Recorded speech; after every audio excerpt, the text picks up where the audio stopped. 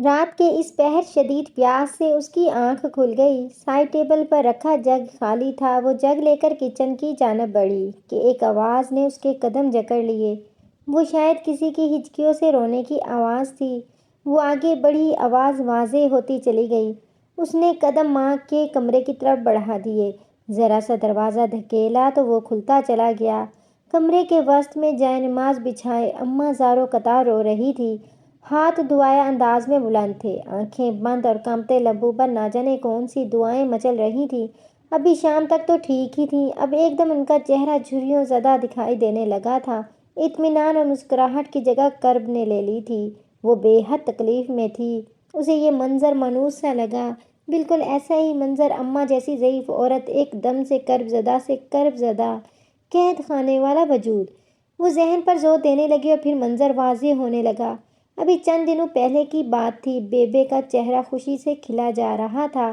بار بار kitchen میں آ کر اسے کھانے کے متعلق ہدایات دے رہی تھی تو کبھی خود بھی چھوٹے موٹے کام کروانا شروع کر دیتی۔ ایمان کو ان کی بے تابی دیکھ کر عجیب سی چڑ ہو رہی تھی۔ یہ نہیں کہ وہ کام چور تھی یا مہمان نواز نہ تھی۔ گھر میں جتنے بھی مہمان آ جاتے وہ خندہ پیشانی سے استقبال کرتی، لیکن شکور اور شائستہ کے آنے کی خبر سن کر ہی اس کا موڈ آف ہونے لگتا۔ بیبے کے چھوٹے بیٹے اور چھوٹی بہو بے حد لاڈلے۔ ان کے آنے کی خبر سن کر سارا سال چہرے پر چھایا اداسی کا تاثر لمحوں میں زائل ہو جاتا اور جتنی بھی خدمت کر لیتی یاد ان کو ہی کیا جاتا۔ وہ اس بات پر تپ جاتی، خدمت میں کروں اور دعا وہ مفت میں وصولیں۔ سارا غصہ صدیق کے سامنے نکلتا۔ تمہیں دعا کے لیے کہنے کی ضرورت ہی نہیں پگلی، تمہیں تو خدمت کے بدلے میں بھی جزا مل جائے گی۔ اماں کو پتہ ہے کہ وہ نالائق ہے، انہیں دعاؤں کی زیادہ ضرورت ہے۔ نرم مزاج صدیق محبت سے اسے سمجھاتے۔ بہلائیے نہ مجھے۔ وہ اور روٹھ جاتی۔ اگر ان کو نالائق مانتی تو یوں ان کے آنے پر خوش نہ ہوتی، صاف ناراضی ظاہر کرتی، ایک اور منطق میں ضرور دیتی۔ وہ مسکرا دیتے۔ مائیں ناراض نہیں ہوا کرتی، مجھ سے تو وہ ہر وقت ناراض رہتی ہیں۔ وہ منہ بناتی جسے تم ناراضی کہتی ہے یہ مان ہے، وہ پیار بھرا مان جو وہ تم پر کرتی ہیں۔ وہ کتاب ایک طرف رکھ دیتے کیونکہ وہ جانتی ہیں شائستہ پر اس سب کا کچھ اثر نہیں ہوتا، لیکن تم انہیں کبھی مایوس نہیں کرو گی۔ پتہ ہے مجھے کیا لگتا ہے؟ تھک ہار کر وہ ان کے قریب آ جاتی۔ ہاں کیا لگتا ہے؟ وہ اس کا ہاتھ تھامتے ہوئے نرمی سے پوچھتے کہ آپ یہ موٹی موٹی کتابیں صرف میری باتوں کا جواب دینے کے لیے پڑھتے ہیں، کبھی جو مجھے جیتنے ہی دیا ہو؟ وہ منہ بناتے ہوئے بولتی اور وہ کہکا لگا کر ہنس پڑتے۔ بیبے بھابھی نے تو گھر بہت خوبصورت سیٹ کر لیا ہے۔ شائستہ نے حسب عادت تانک جھانک شروع کر دی۔ بیبے اس کی بات پر مسکرا دی۔ محنت بھی تو اتنی کرتے ہیں میاں بیوی، ایک پل جو آرام سے بیٹھتے ہوں؟ دن رات بچوں کے مستقبل سے جوڑ لیے ہیں دونوں نے۔ بیبے نے ان کے لیے اپنے ہاتھوں سے سیب چھیلتے ہوئے فخر سے بتایا۔ تو کیسا ہے؟ دکان کیسی جا رہی ہے؟ بیبے نے شکور کے بالوں میں شفقت سے ہاتھ پھیرتے ہوئے کہا۔ طبیعت تو ان کی ٹھیک نہیں رہتی، دکان کیا خاک چلتی، اوپر سے قرضہ چڑھ گیا ہے۔ شائستہ نے ایک مرتبہ پھر ناکامی کا رونا شروع کر دیا۔ یہ پہلا کاروبار نہیں، وہ اس سے پہلے بھی کئی بار قسمت آزما چکے تھے، لیکن دونوں کی فضول خرچی کی عادت کے باعث رقم بچنے کی بجائے ڈوب جاتی تھی۔ بیبے کے ہاتھ ایک دم رکے تھے۔ دکان نہ چلی خیر ہے، قرض لینے کی کیا تک بنتی تھی؟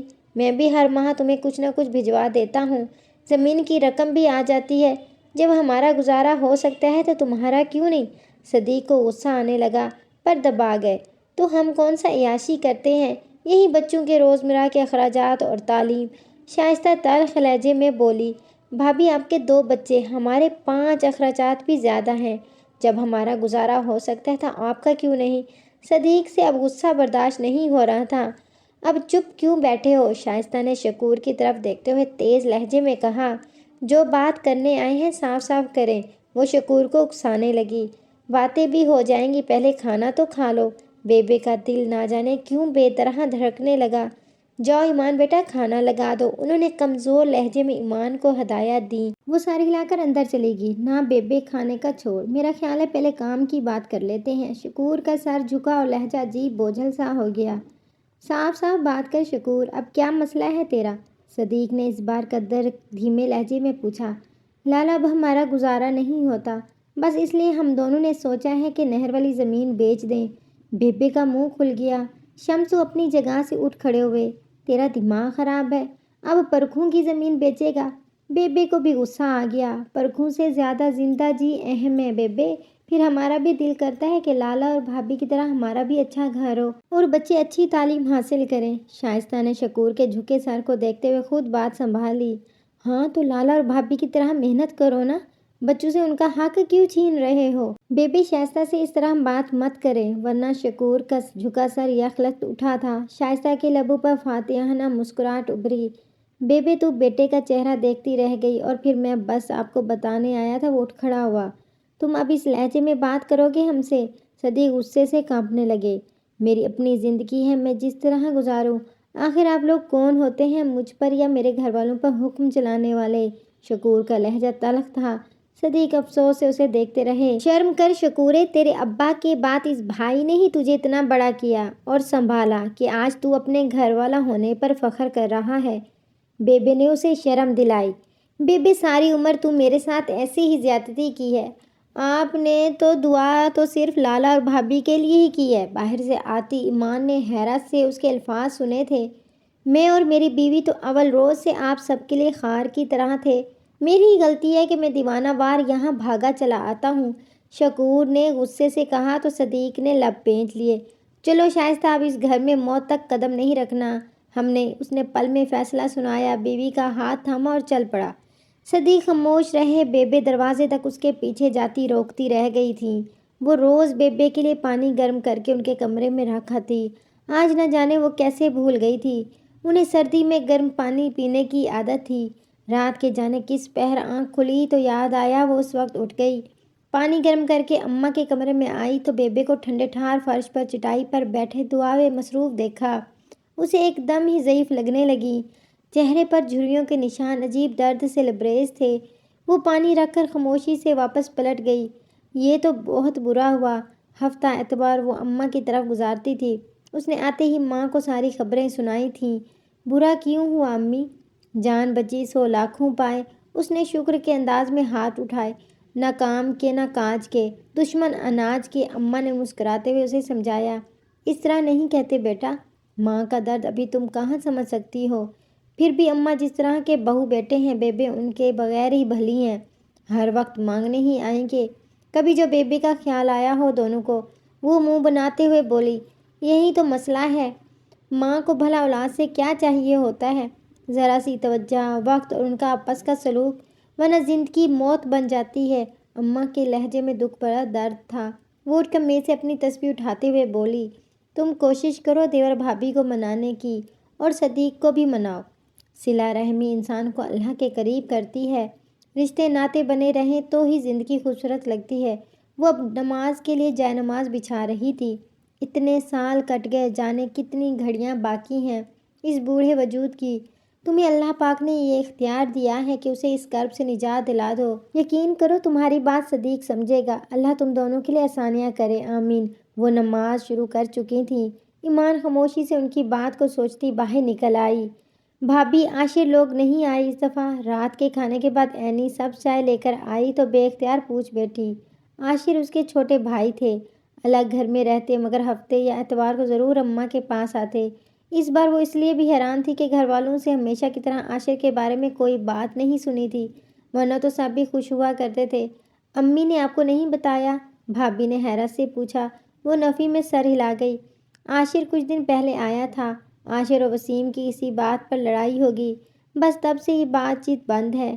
اماں کو بھی فون کرنے سے منع کر دیا ہے وسیم نے۔ خود عاشر کو بھی توفیق نہیں ہوئی کہ اماں کا حال پوچھے۔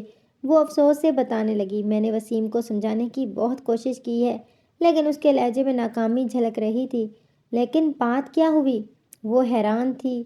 عاشر کو اس گھر میں اپنے حصے کے پیسے چاہیے، وہ بھی فوراً، اور وسیم کے پاس اتنی رقم نہیں ہے۔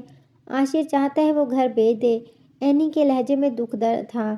وہ ویسی نرم مزاج احساسی لڑکی تھی۔ ایمان نے بددلی سے چائے کا کپ میز پر رکھ دیا اور رات کے اس پہر اماں کو یوں کرب زدہ دیکھ کر اسے بے اختیار بیبے کی یاد آ گئی۔ وہ واقعی اس وقت اسے قریب المرگ محسوس ہوئی تھی، جیسے اس کی اپنی امی۔ سب کچھ کس قدر صاف ہو گیا تھا۔ دل کی قدورتیں ایک انسان ہی ڈالتا ہے، دوسرا انسان آسانی سے صاف کر سکتا ہے اگر اللہ اسے توفیق دے، اگر وہ کرنا چاہے تو۔ عینی یہ ثمر کما رہی تھی، اللہ نے اسے یہ توفیق دی تھی۔ وہ اس توفیق سے جزا پا رہی تھی اور وہ بھی بیبے سے پیار کرتی تھی کیونکہ ان کے کرب میں لپٹی جھڑیوں کو نظر انداز نہیں کر سکتی تھی۔ وہ دبے پاؤں وہاں سے پلٹ آئی۔ صبح صبح کیوں جا رہی ہو؟ خیریت تو ہے نا؟ اگلے دن صبح اسے جانے کے لیے تیار دیکھ کر اماں کا دل ہول اٹھا۔ گھر جا رہی ہوں اماں۔ ساری رات بیبے کے لیے پریشان چہرے نے سونے نہیں دیا۔ اب جا کر صدیق کو راضی کرنے کی کوشش کروں گی۔ جو بھی ہو معاملہ مل جل کر حل کر لینا چاہیے۔ قطع تعلق کر لینا کہاں کی دانشمندی ہے؟ ان دونوں کو بوڑھی بیبے کے کرب کا اندازہ ہی نہیں۔ میں انہیں کم از کم ایسے نہیں دیکھ سکتی۔ ان کے دل میں اطمینان بھرتی وہ گھر سے نکل آئی۔ اماں عاشر کا فون آیا ہے۔ اینی کی خوشی سے بھرپور آواز نے ان کی آنکھیں نم کر دی تھی۔ کرب ایک دم ہی سکون میں بدل گیا۔